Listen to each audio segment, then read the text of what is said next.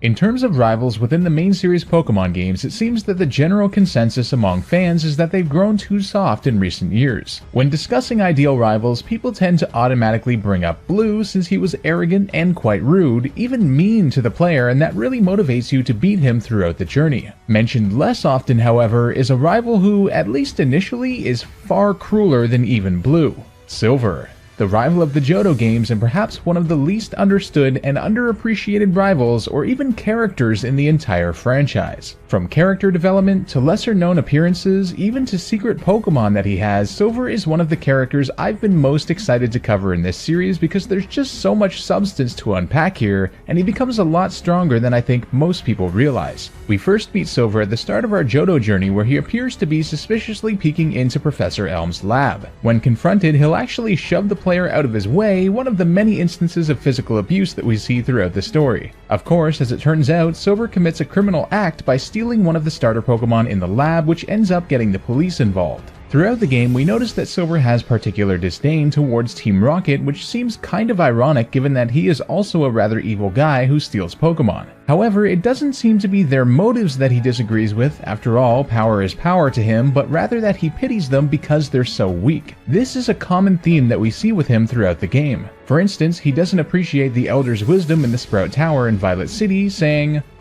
he claims to be the Elder, but he's weak. It stands to reason. I'd never lose to fools who babble about being nice to Pokemon. I only care about strong Pokemon that can win. Even if Silver loses to the player, he merely attributes it to his Pokemon being weak. Since we're both child prodigies and they are pretty close battles, he seems not to think much of it. But in Mahogany Town, Silver encounters the champion, Lance, and challenges him to battle and loses quite badly, saying that his Pokemon were no match at all. In talking to the player, he says, "I can beat him by getting stronger Pokemon. It's what he said that bothers me. He told me that I don't love and trust my Pokemon enough. I'm furious that I lost to a bleeding heart like that."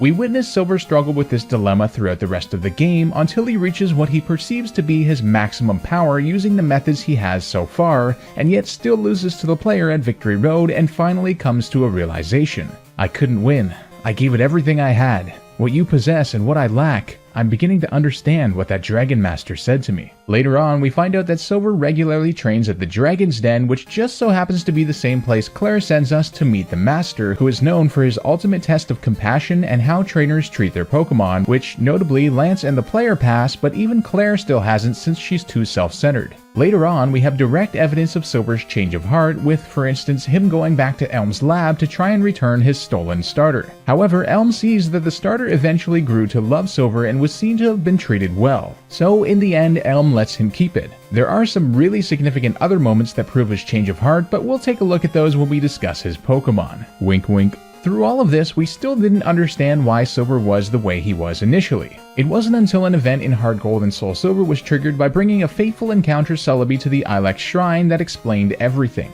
Upon this event, Celebi brings the player back in time 3 years to when Giovanni had just lost to Red and disbanded Team Rocket. As we discussed in our True Power episode for him, Giovanni ended up going into exile, abandoning his very own son, who turns out to be Silver himself in the process. Because of having been abandoned, Silver hated his father for being too weak and failing, and it turns out this is where his violent and criminal nature and hatred of Team Rocket stems from.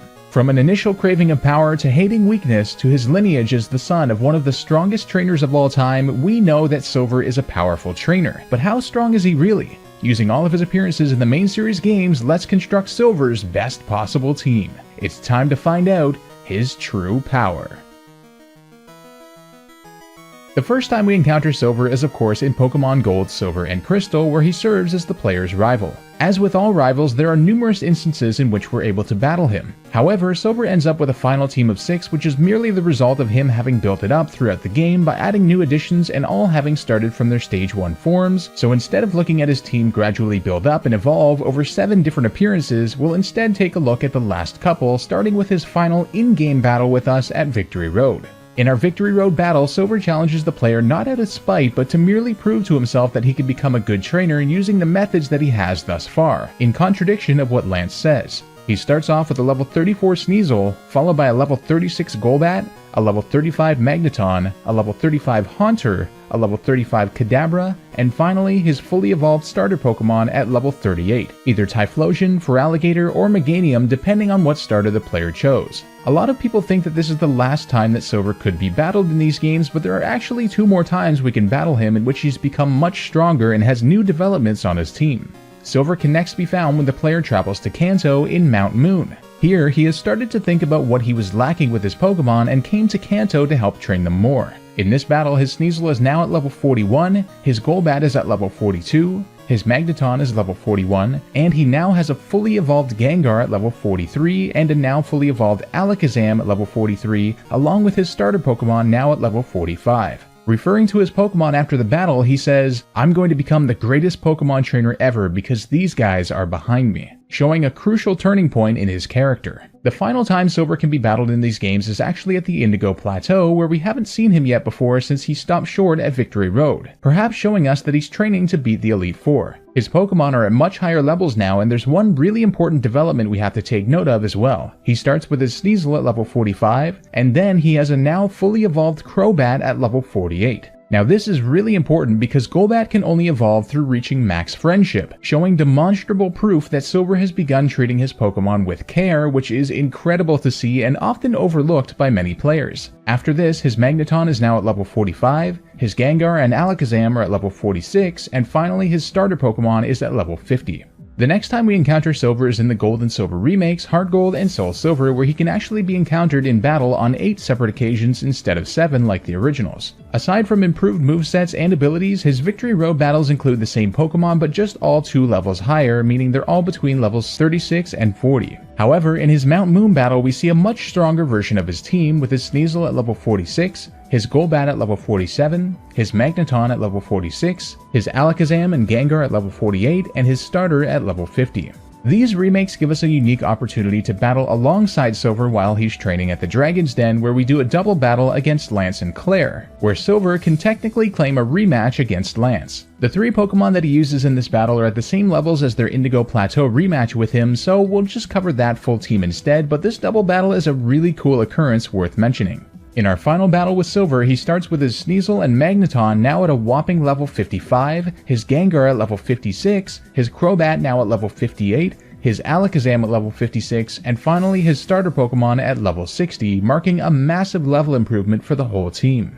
It's time for the moment we've all been waiting for. Using all of his appearances in the main series Pokemon games, let's construct Silver's best possible team. But before we do that, we have one more thing to consider that coincides directly with the first pick for Silver's team, and it's none of the Pokemon that you've seen so far. To find this Pokemon, we're actually going to have to take a look at Pokemon Masters. Now, we've used Masters before to determine Mega Evolutions for certain trainers, but this time around it's going to be an actual Pokemon. In addition to this Pokemon also making a lot of sense within the canon lore, we've also had recent confirmation from the creators of Pokemon Masters that they've worked closely with the Pokemon Company to ensure the Pokemon that the characters have and what they say and do is true to main series canon. What is this Pokemon, you might ask? None other than the legendary Pokemon Ho-Oh. Now in Gold and Silver, Silver is in the Burn Tower saying that he was looking for a legendary Pokemon, and in Crystal he actually clarifies and says, "I came looking for some legendary Pokemon that they say roosts here," meaning it's not the legendary beasts he was looking for but Ho-Oh itself. Ho-Oh of course only appears to trainers of a pure heart, which is exactly what we were told in Masters, and this would make sense within the main series canon given that he changes his ways later in the game. Furthermore, Silver also has a Ho-Oh in Pokemon Stadium 2, showing more of the creator's intentions of him actually acquiring it. But don't worry, if you don't believe this is true, even given all these factors, I will have a first alternate for the team when we talk about the honorable mentions. Ho-Oh is obviously in the uber tier of competitive battling, the best tier, and it has absolutely insane base stats, all ranging from 90 to 154. As for level, in the definitive Gen 2 game Pokemon Crystal, Ho-Oh is found at level 60, so we can assume his is level 60 plus, which fits in really well with his team leveling. As for moves, we don't know exactly what he has on it, but Ho-Oh's signature move is Stab Sacred Fire, which is insane with a 50% chance to burn and 100 power. And it could also have potential moves such as Stab Brave Bird, Roost, Toxic, Defog, etc. The second pick for Silver's best team is going to go to an interesting one, his Magneton from his Indigo Plateau rematch team, in which it's at level 55. Now, given that around 8 to 10 years have passed since the events of Heart Gold and Soul Silver when we last saw him, I think we can safely assume that as much as Silver pursues strength, he would have merely leveled this thing up in a magnetic field to evolve it into a powerful Magnezone at level 56+. In the Gen 8 full Pokédex metagame, Magnezone is currently in the OU tier, the highest tier after Ubers. Magnezone has a wickedly powerful special attack along with great defenses as well. With moves that Silver could have had on it like Stab Thunderbolt and Stab Flash Cannon, along with Thunder Wave to paralyze and substitute via TM, Magnezone is a great option that provides awesome coverage and also has the great Magnet Pull ability to trap opposing Steel types and potentially take them out with the hidden power Fire. The third pick is going to go to another Pokemon that has likely evolved since. Silver's Sneasel, which is likely a Weavile by now, having been easily evolved with 1 level holding a Razor Claw at night from his Heart Gold and Soul Silver rematch team, which is at level 56+. Weavile is currently in the UU-BL tier, meaning it's banned from UU but doesn't quite make the overused or OU tier by usage. Weavile has been a mainstay in the UU and OU tiers since its introduction in Gen 4, and it's easy to see why with insane speed and attack and great offensive typing. With moves that Silver could have on it by now like Stab Knockoff to get rid of the opponent's item, Stab Ice Punch, Stab Priority Ice Shard, and Low Kick for coverage, Weavile is an amazing offensive addition to any team but also provides some great coverage specifically for this one. The next pick for Silver's best team is going to go to his Gengar from his Dragon's Den battle, in which it's at level 56. Gengar is currently in the OU tier in competitive battling. Although its defenses are just okay, it has incredible speed, insane special attack, and solid offensive stab coverage, making it an amazing special sweeper. With moves that Silver has had on it like Stab Shadow Ball and Stab Sludge Bomb and Dark Pulse for coverage, along with other potential moves like Thunderbolt, Giga Drain, and Focus Blast, and utility moves like Hypnosis, Confuse Ray, Substitute, and Destiny Bond, Gengar is an offensive monster with insane coverage and surprising utility too. The second last spot is going to go to Silver's Alakazam from his Indigo Plateau rematch battle, in which it's at level 56. Like Weavile, Alakazam is currently in the UU-BL tier. Alakazam is another amazing special sweeper with great speed and special attack, and also a pretty good special defense too, with moves like Stab Psychic, Focus Blast for coverage, Reflect to increase the team's defense, Recover for health, and other potential coverage moves like Shadow Ball, Energy Ball, and Dazzling Gleam, and even Thunder Wave to outspeed and paralyze. Alakazam is quite scary in that it can gain momentum quite quickly. And the final pick for Silver's best team is going to go to his signature starter Pokemon, his Feraligatr, in which it's seen at its highest at level 60. Now, not only is Feraligatr the best of the 3 Johto starters competitively speaking, being in the UU tier, so it would be the last pick anyway, but it's also likely the only starter Silver actually has in canon, since he only stole 1 and there's no evidence of him having gotten the others as well. Unless, for the game's sake, he has a different starter in different timelines according to what starter the player chose. Feraligatr is also seen as his starter in numerous different Pokemon media, including the Adventures manga. Feraligatr is a seriously underrated Pokemon in competitive with solid all-around stats between 78 and 105, and I think the main reason it isn't fully appreciated is that its speed is nothing exceptional. However, with its tanky stats and access to great moves like Dragon Dance to raise its speed and attack, Stab Liquidation, Ice Punch, Crunch, etc., Feraligatr is certainly no pushover and rounds out this team really well with some water coverage. Although this is definitely Silver's best team, he does have a couple other Pokemon that can certainly be considered for certain situations, such as the first, Crobat, which is his first alternate if Ho-Oh isn't counted, and provides poison and flying coverage, which are both needed on the team.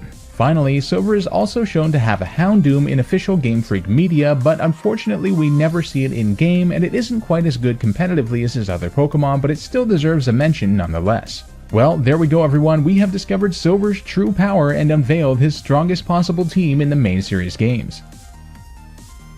If you enjoyed this video and are looking forward to more from this series, please be sure to leave a like, share it on social media, and subscribe with notifications on by hitting that bell icon if you haven't already. All forms of support help a ton and are super appreciated. Don't forget to comment down below with what trainer you wish to see featured next. The comment with the most likes will pick the trainer for the next week's episode and will be featured on screen. Before we go, I'd just like to give a quick shout out to my patrons. Thank you guys so much for your support. If you enjoy my content and would like to support the channel and get some really cool perks, the link to my Patreon page will be in the description below. This has been Spectre, and I'll see you guys next time for some more True Power.